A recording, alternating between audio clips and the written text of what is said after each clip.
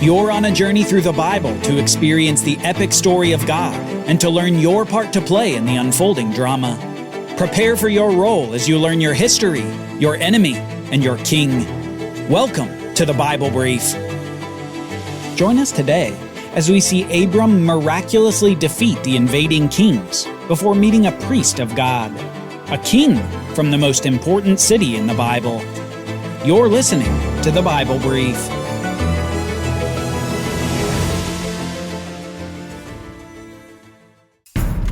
Abram has pursued the 4 invading kings through the land of Canaan. After beating the other kings in the valley of Sodom, these 4 kings are headed home with lots of loot and people to enslave, not the least of which was Abram's nephew Lot. And with 318 men, Abram is pursuing them to save Lot. Let's find out if Abram is able to defeat the forces of these 4 kings with just his small band of fighters. And he divided his forces against them by night, he and his servants, and defeated them and pursued them north of Damascus. Then he brought back all the possessions, and also brought back his kinsman Lot with his possessions, and the women and the people. Oddly enough, elderly Abram is successful where others failed. In the middle of the night, he's able to overtake the enemy using just over 300 men. He rescues Lot and brings back everything that was looted from the cities of the valley. The question we're left with is this: how did Abram win? With so few men and in such little time, how did he beat 4 kings in one night? Well, we're going to find out at Abram's next meeting. Next, we see Abram meet with 2 kings. The king of Sodom, happy to have his goods back thanks to Abram, and another king not mentioned yet, Melchizedek. That's a name you'll want to remember, Melchizedek. And Melchizedek is from a place you'll want to remember too. A place called Salem, eventually called Jerusalem, or Jerusalem. Let's read about this meeting. After Abram's return from the defeat of the 4 kings, the king of Sodom went out to meet him.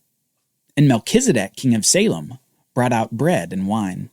He was priest of God Most High. And he blessed him and said, "Blessed be Abram by God Most High, possessor of heaven and earth. And blessed be God Most High, who has delivered your enemies into your hand." And Abram gave Melchizedek 1/10 of everything. Now it may not look like it at first glance, but this is quite the event.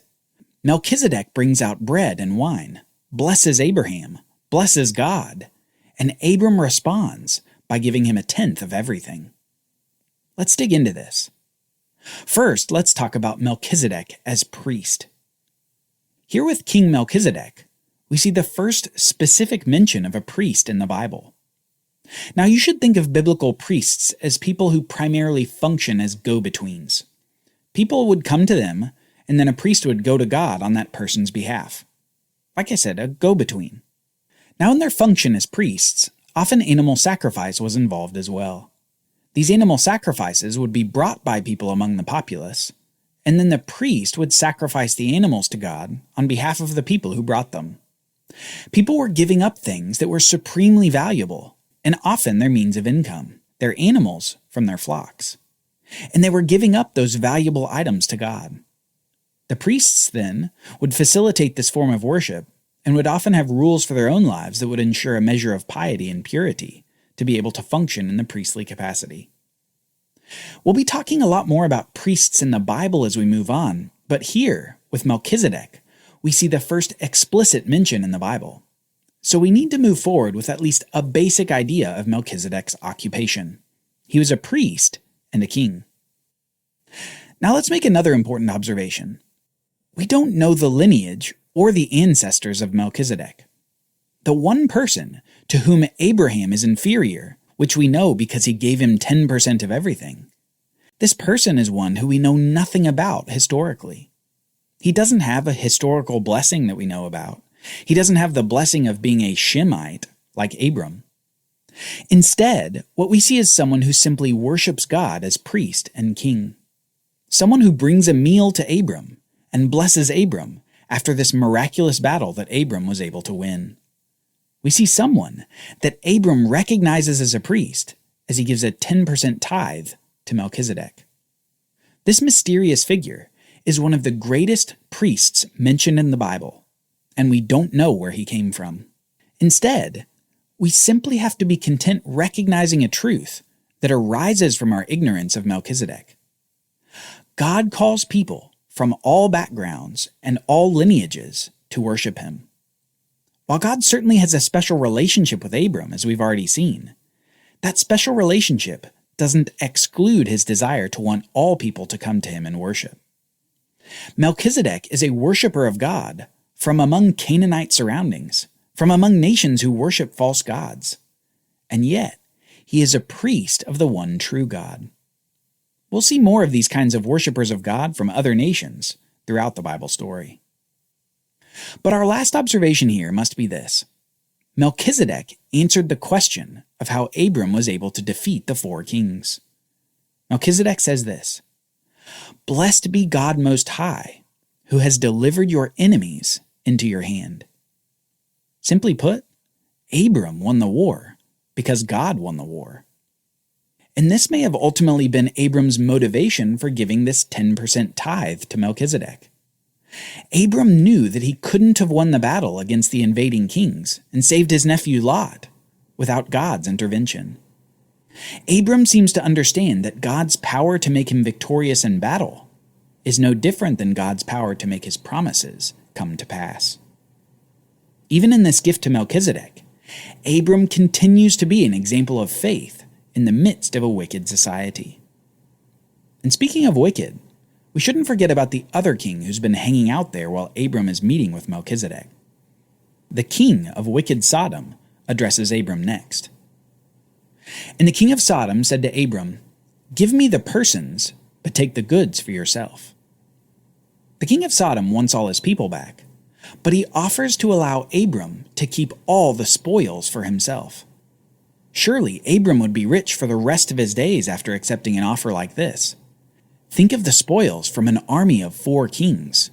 And not only that, but the spoils that would be there after they had raided so many cities and nations. What an offer.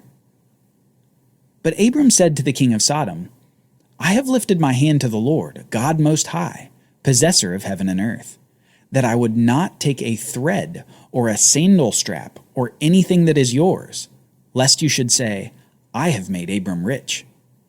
I will take nothing but what the young men have eaten, and the share of the men who went with me."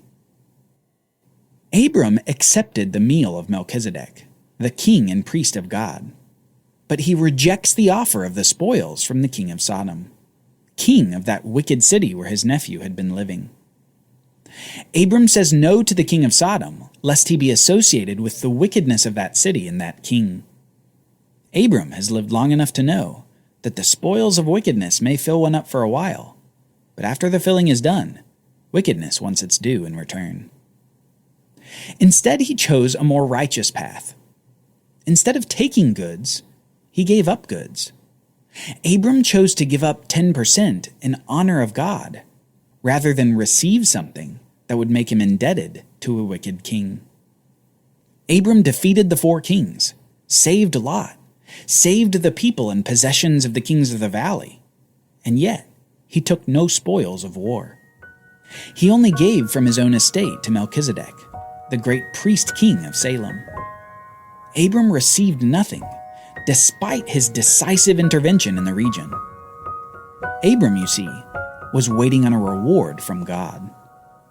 Abram was waiting for the promises to be accomplished, those great promises from God of land, seed, and blessing to the world. That was the reward Abram wanted. But it was the one thing that seemed impossible. After all, Abram was still childless. Join us next time as we see a conversation between Abram and God.